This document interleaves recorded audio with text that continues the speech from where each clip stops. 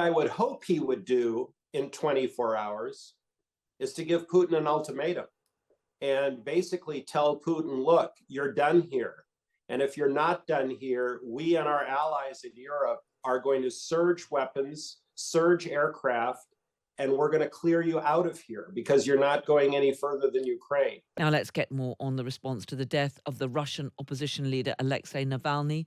His widow Yulia Navalnaya has said President Putin killed her husband, and she's accused the authorities of deliberately hiding his body. In a video address, she vowed to carry on her husband's campaign against the Russian president and called on others to back her fight for free elections and freedom of speech. On the programme earlier, the former Russian Prime Minister, Mikhail Kasyanov, said Russian opposition groups should stand united against the Kremlin. All parts of Russian opposition, we all are with the same view. We against this regime. We condemn just Putin's aggression against Ukraine. That's absolutely the case. We united in this feeling and these judgments. And we cannot do more than that other than informing people and explaining Russian people through communications. We still have a little, just to inform them, and creating an alternative points of view on a different judgment on everything what's happening inside Russia or outside. Well, in the Commons, the Foreign Office Minister Leo Doherty was pressed on what further action the UK government would take against Putin's regime. It would be premature, Madam Deputy, for me to comment on the prospect of future sanctions, in addition to the sanctions that have already been put in place with regard to his poisoning. But I can assure the Honourable Gentleman and the House that we are working at pace and looking at all options in that regard. Of course, we will continue our very active diplomatic work to crack down on networks of corruption surrounding the Russian state and its kleptocracy. But when he was asked about the death of Navalny today, President Biden criticised Republicans in the House of Representatives for blocking support for a deal to send further aid to Ukraine. They're making a big mistake not responding. Look, the way they're walking away from the threat of Russia, the way they're walking away from NATO, the way they're walking away from meeting our obligations is just shocking. I've been here a while. I've never seen anything like this. Well, Gordon Sondland was US ambassador to the EU under President Trump and joins us now. Good evening to you, Gordon. Good evening. How are you? Very well, and really good to have you with us. What do you make of the international reactions that we've been hearing? So many world leaders saying that they do hold President Putin responsible for Navalny's death. Well, I have to say, after listening to that clip of President Biden's, with whom I rarely agree, in this case, he's spot on. The best response to Alexei Navalny's death could be a massive surge of weapons and intelligence to Ukraine to literally eradicate Russia from Ukraine, including Crimea, and hand Putin a clear and convincing defeat. Stop equivocating, stop condemning Putin. He doesn't care, he just laughs. You saw him on Tucker Carlson's interview the other day, waxing eloquently and rewriting history about how Ukraine was created in the first place. And none of this matters. What matters is a clear and decisive victory in Ukraine. And what do you make of those Republicans in the House that still appear to be set on blocking this huge package of aid? It's about $60 billion, I think, for Ukraine and more to some other crises around the world. Even though it's been passed in the Senate, it still hasn't been released. And it looks as though President Trump is putting pressure on his allies on Capitol Hill to ensure that the deal doesn't go through. Well, I feel like I'm in an alternative universe. Normally, it would be the Republicans beating on the Democrats to go to war. In this case, it's the opposite. I also don't believe that President Trump truly is going to pull back from Ukraine once elected. Unfortunately, his base is very, very, very strongly isolationist. And as a result, in order to secure the nomination, and I hate to use the term, he needs to pander to that base. Once the nomination has been secured, based on everything that I've seen him do when I was his ambassador to the EU, he is not going to abandon Ukraine. I don't believe it for a minute. And in fact, I don't believe that he and President Putin are as friendly as the mainstream media in the United States would have you believe. But do you think then that there's a real risk now that despite Alexei Navalny's death, despite everything we've been hearing, despite that powerful plea from his widow, that nothing is going to change on that big package of aid from the US?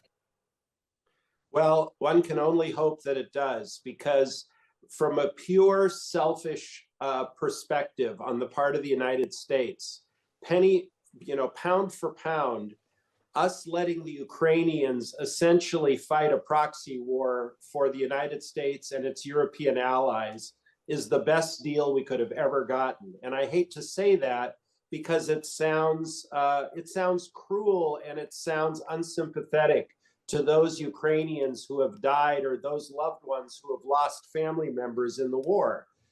But when a country like Ukraine is asking for money, for weapons, for intelligence, for medical support and other forms of support, and is saying, we don't need your boots on the ground, we'll fight our own war, just help us, you couldn't ask for a better ally.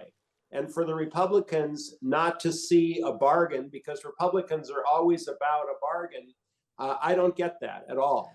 It's beyond me. We heard from Yulia Navalnaya today saying very clearly that she believes President Putin murdered her husband. Do you think she's right? No question. No question. We, of course, still don't have evidence. The body still has not been released. But do you think he personally would have ordered Navalny's death? I don't think he had to personally order it. I think the people who run that gulag know what the deal is. But so you don't think that Putin actually had to personally order it? You think that they just would have known that he had to be removed, before this so-called election that's coming up? I don't even think it matters. I don't think it was death by a natural cause, no matter what the autopsy will show. They're clearly holding the body for a period of time in the event there was, any type of poisoning that occurred. They're waiting for that, those traces to become undetectable. The whole thing is absolutely ludicrous to think that he died of natural causes in this case.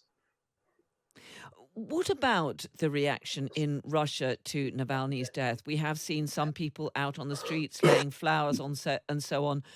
Hundreds have also been rounded up. We know, of course, that there are very severe penalties for anyone who speaks out against President Putin.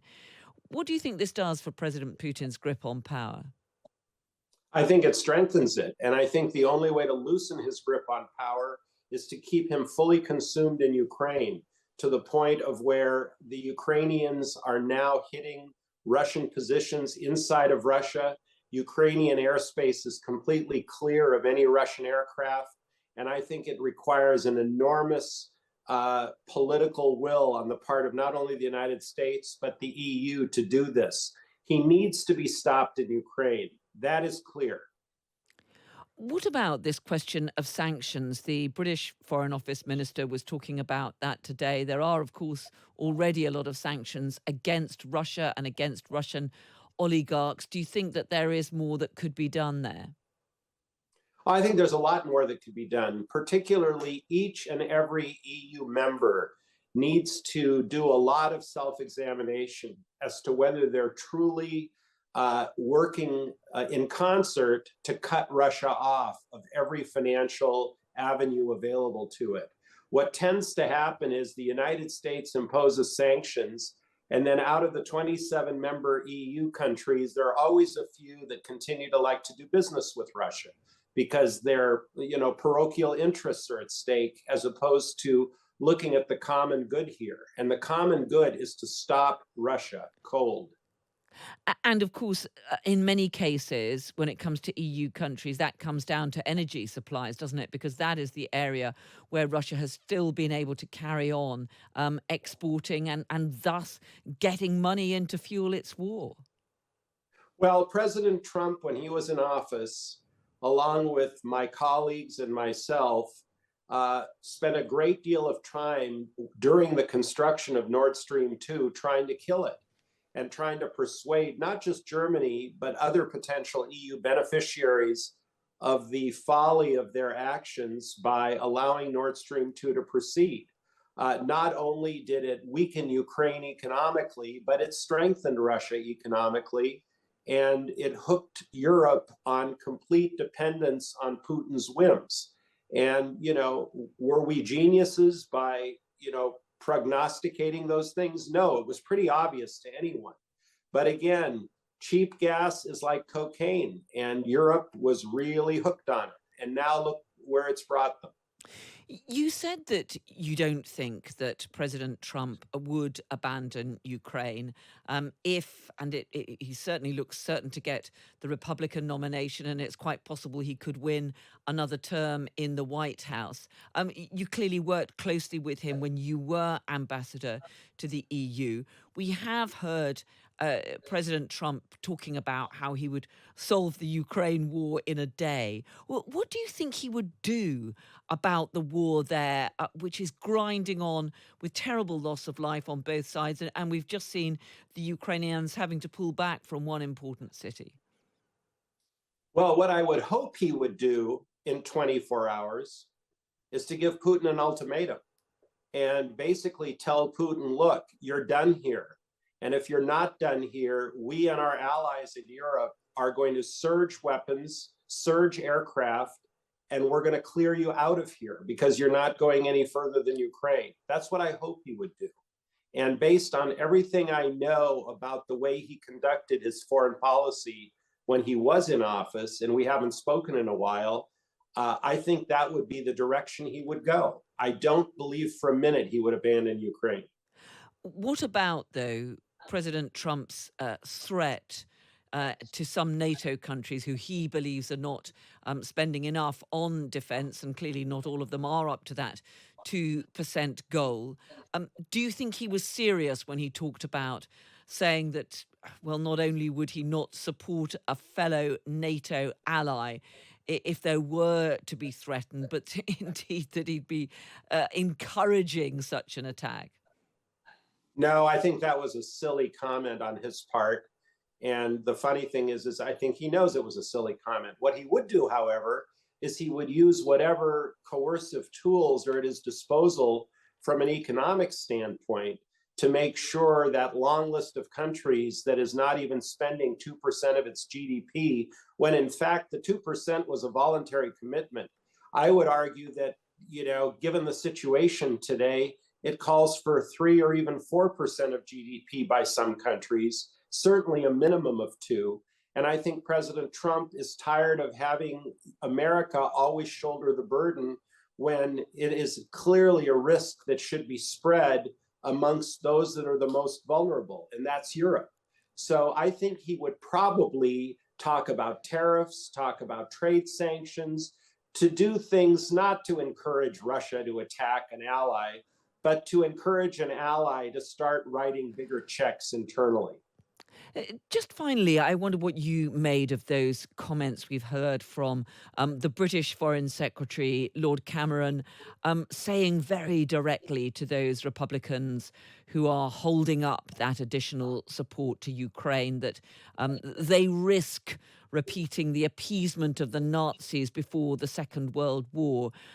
I mean, clearly, as a former diplomat, that wasn't the most diplomatic of language. But do you think it was justified? Do you think it's going to work? Well, I think what he was doing was cutting through the bullshit. Of course it would work. And I think he should not be tactful. I think those were the exact words that should have been used. And I agree with him completely.